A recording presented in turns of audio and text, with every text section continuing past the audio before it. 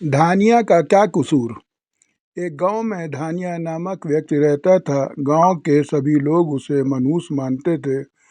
उनका मानना था कि यदि सुबह उठकर किसी ने सबसे पहले धानिया का चेहरा देख लिया तो उसे पूरे दिन भोजन नसीब नहीं होगा। जब ये बात महाराजा विक्रमादित्य राय तक पहुंची तो उन्होंने इसकी वास्तविकता जानने का निर्णय लिया। उस रात धानिया को राजमहल बुलाया गया और महाराज के कक्ष के सामने वाले कक्ष में उनके रहने की व्यवस्था की गई।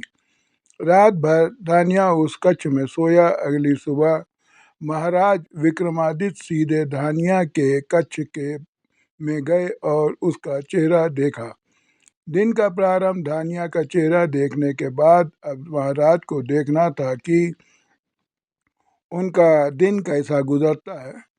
उस दिन दरबार में जाने के पूर्व वे भोजन के लिए बैठे ही थे कि उन्हें तुरंत किसी आवश्यक कार्य हेतु बुला लिया गया।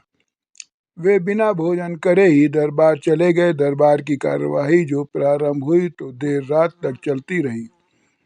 दरबार की कार्यवाही समाप्त होते तक महाराज विक्रमादित्य राय को जोरों की भूख लगाई थी। जब उन्होंने भोजन परोसा गया तो उन्होंने देखा कि उनकी थाली पर मक्खी बैठी हुई है। उन्होंने भोजन छोड़ दिया और अपने शयन कक्ष चले गए।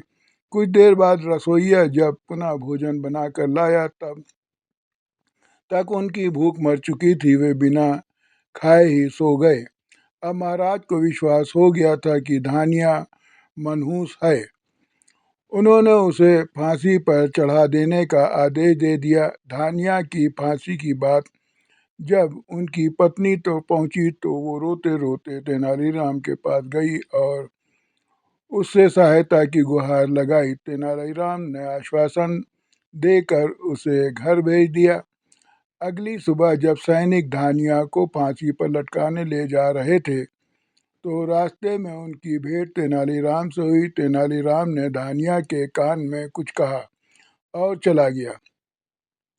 इधर फांसी गृह पहुंचने के बाद सैनिकों ने धानिया को उसकी अंतिम इच्छा पूछी। धानिया ने कहा कि मैं महाराज को एक संदेश भिजवाना चाहता हूँ।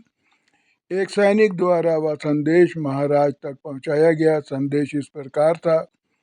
महाराज, सुबह सबसे पहले मेरा चेहरा देखने से किसी को पूरे दिन भोजन नसीब नहीं होता, लेकिन महाराज आपका मुंह देखने पर तो जीवन से हाथ धोना पड़ता है। बताइए ऐसे में ज़्यादा मनहूस कौन है।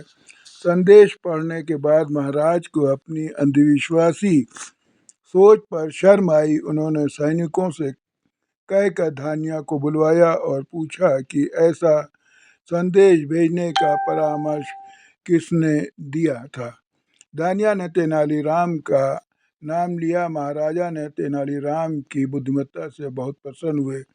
उन्होंने धानिया की फांसी की सज़ा निरस्त कर दी और तेनालीराम को पुरस्कृत किया। इस तरह तेनालीराम की वजह से धानिया के प्राण बच गए। सीख इससे ये मिलती है कि अंधविश्वास से दूर रहना चाहिए।